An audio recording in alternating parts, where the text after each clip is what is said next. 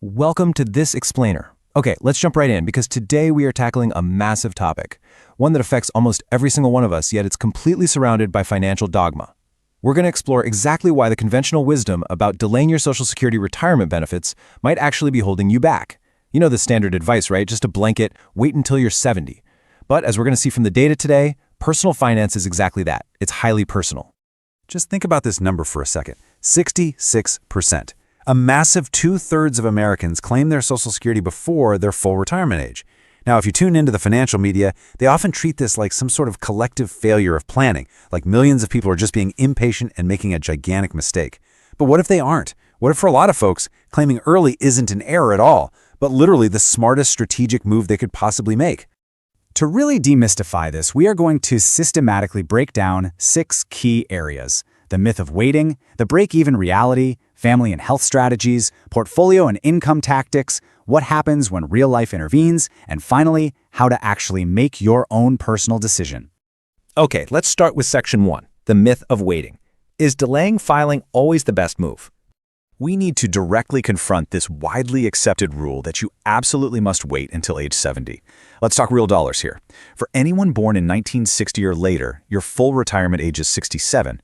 So let's just say your full benefit is $4,000 a month. Looking at the numbers, you can plainly see the real money on the table. Claiming at 62 permanently reduces your amount by about 30%, dropping it down to $2,800. But if you wait until 70, those delayed retirement credits boost it up to a massive 124%, which is $5,200. On paper, it looks like an absolute no-brainer to wait. But well, that assumes your life is going to go exactly according to a spreadsheet.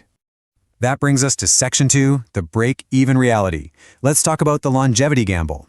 You see, the conventional wisdom to delay heavily relies on one profound assumption, that you are actually going to live long enough to reap all those rewards. This timeline brilliantly illustrates this gamble. If we compare claiming at 62 versus waiting until 70, you don't even break even until you hit age 80 or 81.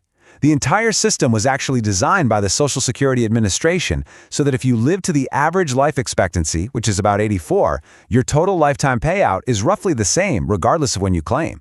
But here is the absolute kicker. If you claim at 62 and happen to pass away at 76, claiming early puts you ahead by tens of thousands of dollars. Moving on to section 3, family and health strategy. This is where things get genuinely strategic. This is exactly where claiming early shifts from being a mere gamble to a highly calculated tool, especially for married couples. Imagine 2 spouses. Let's say spouse A has a lower lifetime earning record and maybe some health conditions, while spouse B earned more and expects to live a lot longer. Spouse A can file early at 62. That brings income into the house right now while they are both alive and can enjoy it. Then, when spouse A eventually passes away, spouse B simply switches over to their own, much larger benefit. Or, flip it. If the higher earner has a shorter life expectancy, the lower earner can claim early on their own record to collect something today, knowing for a fact they will seamlessly switch to the larger survivor benefit later down the road. So the really crucial takeaway here is that delaying your filing to optimize your own individual check might literally starve your household in the meantime. Did you know your spouse cannot collect spousal benefits until you file for your own? It's true, and those benefits can provide up to 50% of your full retirement age amount.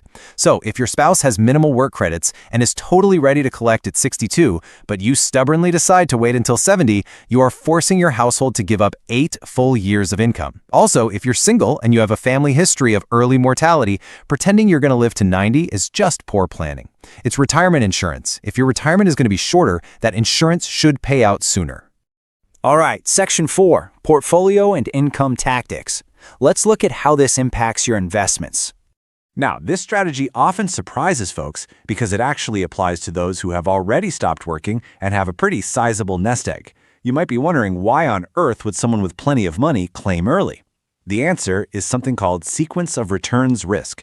If you're retired and living off your investments, every single dollar you withdraw is a dollar that completely stops compounding.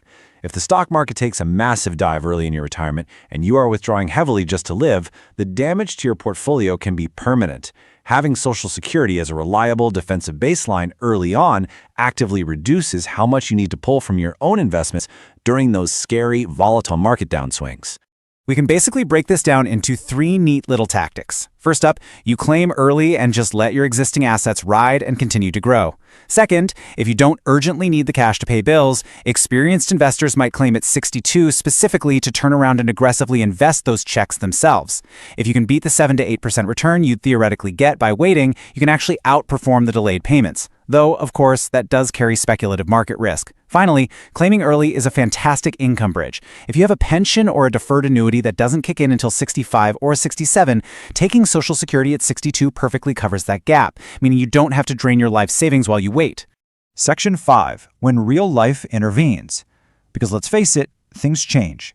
What happens when life throws a giant wrench into your perfectly crafted spreadsheet? We absolutely have to address the most practical reason of all. Sometimes you fully intend to work until 67, but your body flat out says no. Maybe decades of physical labor have left you with chronic pain, or perhaps you were laid off, and thanks to the harsh reality of age discrimination, you just can't find comparable employment. If you genuinely cannot work and you need the money to survive, claiming your benefits early is absolutely a legitimate shame-free move. Please, don't let financial shame stop you from using a safety net that you have literally been paying into for decades. That is exactly what it's there for.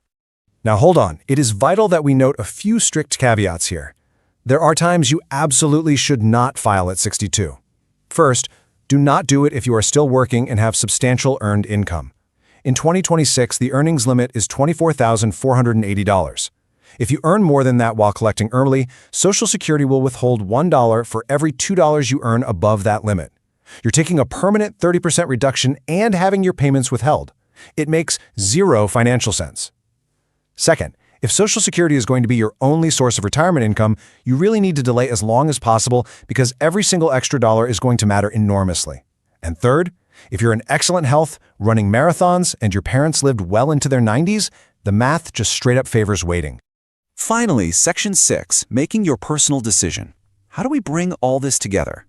So how do you take all of this incredibly complex math and apply it to your actual real life? Well, believe it or not, there are over 700 different Social Security filing strategies. 700!